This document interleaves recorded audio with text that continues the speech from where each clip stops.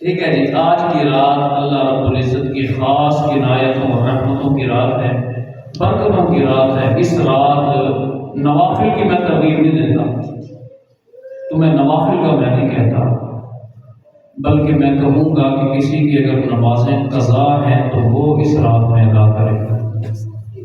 نوافل کا ثواب اپنی جگہ پر ہے، لیکن جو بندہ فرض نمازیں ادا کرے گا، فرض جو ہے وہ نوافل پر مقدم ہے۔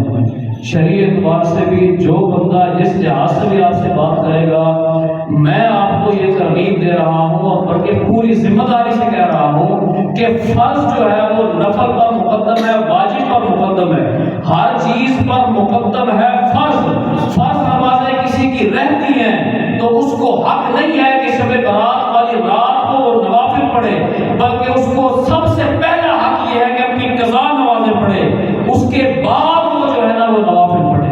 اگر کسی کی نمازیں مکمل ہیں، اس کو اجازت ہے، اس کو پڑھنے چاہیے نوافل، لیکن جس کی نمازیں کمپلیٹ نہیں ہے وہ پہلے اپنی جو ہے نا وہ فرض نمازیں جو قضا ہیں وہ ادا کرے۔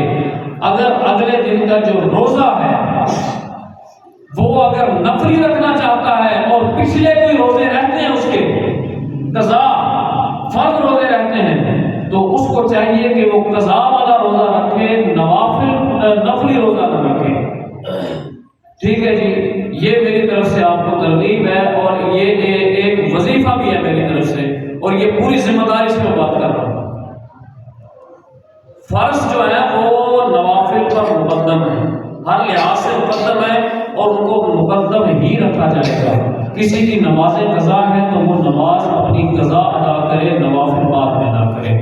اللہ رب العزت کی بارگاہ میں دعا ہے، خالق کائنات اس مبارک رات کے صدقے ہم سب کی، ہمارے عزیز و اقرباء کی جو اس دنیا سے رخصت کر گئے، اور جو چھوٹے بڑے بچے جوان بوڑھے جو بھی اس دنیا سے چلے گئے، یا الہ العالمین سب کی کامل بخشش فرما۔